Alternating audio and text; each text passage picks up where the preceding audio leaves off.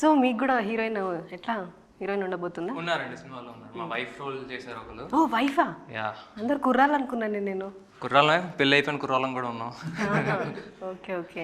So ఎట్లా ఒక్కొక్క కుర్రాలకి love స్టోరీలు ఉంటాయా అన్న? లేదండి, అన్ని అట్లా లేవు. 11 అయితే లేవు. ఓ 11 మంది ఉన్నారు. ఎవరికైనా తేవచ్చు కానీ మా బ్రిటిష్ గడికి తేవలేమేమో హీరోయిన్ని. ఎట్లా ఇప్పుడు సెట్స్ లోకి వచ్చినప్పుడు నిహారిక గారిని చూసినప్పుడు ఏమన్నా నర్వస్ అనిపించేదా మీకు?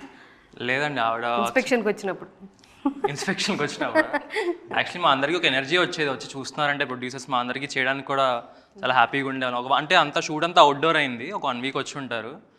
సో వచ్చిన ప్రతిసారి అలా we had a good time అండి, it was good. Okay okay.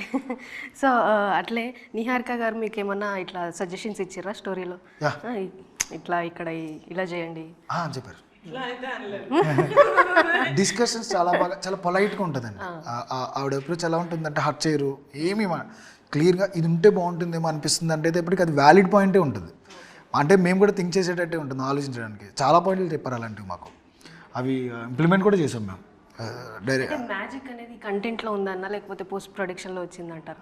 Content అంటే అది నాకు తెలిసి నా టెక్నికల్ టీం, ప్రొడక్షన్ దగ్గర నుంచి డైరెక్షన్ టీం దగ్గర నుంచి నా ఆర్టిస్టులు, నా technical team, each and every person ఎనర్జెటిక్గా పనిచేశారనమాట. వాళ్ళ హార్ట్ అండ్ సోల్ పెట్టి చేశారు. సో అది ఫస్ట్ నుంచే ఉంది, ఇన్ స్క్రిప్ట్ ఓన్లీ అది ఉంది. నరేషన్ అప్పటి నుంచే there was a magic in this story. We believed అంతే. ముందు నుంచే నేను ఎంతూజియాస్టిక్ పర్సన్ని, కొంచెం హైలో ఉంటా. అది సినిమాలో ఉంది మరి నాకు తెలిసి. ఓకే. సో అట్లనే మీకేమైనా రిస్క్ అనిపించిందా అందరూ కొత్త వాళ్ళు అంటే? డెఫినెట్లీ ఆలోచించలేదు, ఆ థాట్ రాలేదని మాత్రం చెప్పలేను. ఎందుకంటే ఫస్ట్లో వీళ్ళని చూడకముందు, నా యాక్టర్స్ ఇప్పుడు ఎవరైతే ఉన్నారో వాళ్ళని నేను చూడకముందు, వాళ్ళ యాక్టింగ్ అది నేను చూడకముందే ఫస్టే నేను సార్ని అడిగా, do you think it's wise అండి అందరు కొత్త వాళ్ళతో వెళ్ళడం, లేకపోతే కొంతమంది సగం మంది కొత్త వాళ్ళు, సగం మంది ఆల్రెడీ ఎక్స్పీరియన్స్డ్ యాక్టర్స్ తోటి వెళ్ళడం బెటరా అని. బట్ స్టోరీ వినిన తర్వాత నాకు ఏమనిపించిందంటే కొంతమంది ఎక్స్పీరియన్స్ యాక్టర్స్, కొంతమంది న్యూ కమ్మర్స్ అయితే అది ఇంబ్యాలెన్స్ అయిపోతుంది. So that's why we thought okay అందరూ కొత్త యాక్టర్స్తోనే వెళ్ళాలి, అదైతే అర్థమైపోయింది. రిస్క్ ఫ్యాక్టర్ ఏ విషయంలో రిస్క్ ఫ్యాక్టర్ అంటే ప్రమోషన్ ఎక్కువ చేయాలి. ఎందుకంటే ఏం పోస్టర్ ఫేస్ లేదు కాబట్టి మాకు, we don't have a super star కాబట్టి we have to push it more into people.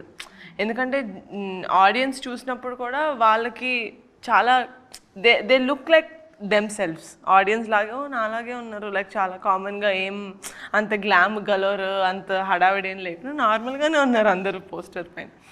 So ఆ ఆస్పెక్ట్లో చూసుకుంటే మేబీ కొంచెం డిఫికల్ట్ అవుతుందేమో మాకు ప్రమోట్ చేయడానికి అనిపించింది. But then the promotions have been going on very well. And trailer తర్వాత కూడా కొంతమందిని గుర్తుపడుతున్నారు. నేను సినిమా తర్వాత గుర్తుపడతారు అని తెలుసు నాకు, బట్ ట్రైలర్ తర్వాతే కొంతమందిని గుర్తుపడడం స్టార్ట్ చేశారు అంటే ఐ వాజ్ వెరీ హ్యాపీ.